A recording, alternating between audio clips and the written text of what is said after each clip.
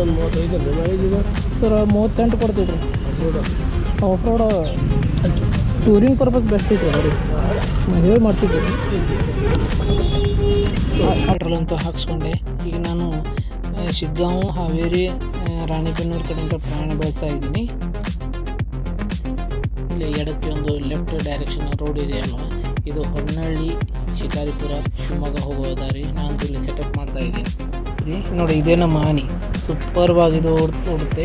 ಇದು ನೋಡಿ, ರೋಡ್ ಅಂತೂ ತುಂಬ ಅದ್ಭುತವಾಗಿದೆ. ಕ್ಲೈಮೇಟ್ ಅಂತೂ ತುಂಬ ಚೆನ್ನಾಗಿದೆ.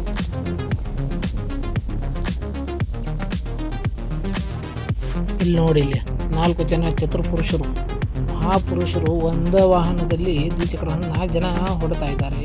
ಇವ್ರಿಗೆ ಯಾರು ಹೇಳೋರು ಕೇಳೋರು ಯಾರಿಲ್ವ? ನಾ ಅಂತವ್ರಿಗೆ ಹೇಳಿದೆ, ನಾವು ಈ ಥರ ಮಾಡಿದ್ರೆ ಹೆಂಗೆ ಅಂತ ಸಮಸ್ಯೆ ಇದೆ. ಇಬ್ಬರ ಬಡ್ಡಿ ಮಕ್ಕಳು ಕರ್ಕೊಂಡೇ ಬಿಸ್ಕೊಂಡ್ ಬಂದ್ರು. ನಾವು ಅಣ್ಣ, ಈ ಬಡ್ಡಿ ಮಕ್ಕಳು ಮಾತು ಕೇಳಬೇಡ ಅಣ್ಣ, ನಾ ಹೇಳಿದೆ ಬೇಡ ಬೇಡ ಅಂದ್ರೆ ಇವ್ರನ್ನ ಎಬ್ಸ್ಕೊಂಡು ಬಂದ್ಬಿಟ್ರು. ನೋಡಿ, ದಯವಿಟ್ಟು ಇಂತಹ ಕೆಲಸ ಮಾಡಕ್ಕೆ ಹೋಗಬೇಡಿ. ಈ ಥರ ಮಾಡಿದ್ರಂತಂದರೆ ಗಾಡಿ ಸಮೇತ ದಂಡ ಕಟ್ಟಿ ಮತ್ತೆ ನೀವು ಗಾಡಿ ಬಿಡುಗಡೆ ಮಾಡಬೇಕಾಗೈತೆ. ಈಗ ನಾನು ತಿಂಡಿ ತಿನ್ನೋಕ್ಕೆ ಹೋಟೆಲ್ಗೆ ಬಂದಿದ್ದೀನಿ. ಇಲ್ಲಿ ಸುಧಾ ಬೇಕರಿ ಹಾಗೂ ದೋಸೆ ಸೆಂಟ್ರ್ ಇದೆ. ಸುಮಾರು 25 ವರ್ಷದಿಂದ ಇವರು ವ್ಯಾಪಾರ ಮಾಡ್ತಾ ಬರ್ತಾ ಇದ್ದಾರೆ. ಇಲ್ಲಿ ಹೋಟೆಲ್ ಅಂತೂ ತುಂಬ ಅಚ್ಚುಕಟ್ಟಾಗಿ ಸ್ವಚ್ಛತೆ ಇದ್ದಿದ್ದರಿಂದ ಇಲ್ಲಿ ಹೋಟೆಲ್ ವಿಶೇಷ ಏನಪ್ಪ ಅಂತಂದರೆ masala dosa, set dosa. 1 hour later ಹೊಟ್ಟೆ ತುಂಬ ನಾಷ್ಟ ಮಾಡಿ ಮತ್ತು ನನ್ನ ಪ್ರಯಾಣ ಮುಂದುವರಿಸ್ತಾ ಇದ್ದೀನಿ. ರಸ್ತೆ ಬಲಗಡೆ ಅಕ್ಕ ಮಹಾದೇವಿ ಹಾಗೂ ಉದ್ಯಾನವೂ ಮಾಡಿದ್ದಾರೆ. ತುಂಬ ಸುಂದರವಾಗಿ ಕಟ್ಟಡವನ್ನು ಮಾಡಿ ಈಗ ಇದೇ ರಸ್ತೆಯಲ್ಲಿ ಉಡುಗೊಣೆಯನ್ನು ಸಹ ಬರುತ್ತೆ. ರಾಘವೇಂದ್ರ ರಾಯ ಮಠವನ್ನು ಸಹ ಇಲ್ಲಿ ದರ್ಶನ ತಗೊಂಡು ಬರ್ಬೋದು ನಾವು.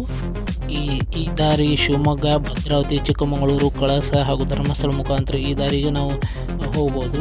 ಕುಟುಂಬ ಟಾಟಾ ಎಸ್ನಲ್ಲಿ ಪ್ರಯಾಣ ಬೆಳೆಸ್ತಾ ಇದ್ದಾರೆ. ಸುಮಾರು 200 ಕಿಲೋಮೀಟರ್ ದೂರದಿಂದ ಪ್ರಯಾಣ ಬೆಳೆಸಿದ ನಂತರ ಒಂದು ಸಣ್ಣ ವಿರಾಮವನ್ನು ತೊಗೊಂಡು ವಿಡಿಯೋ ಮಾಡಿದ್ದೀನಿ.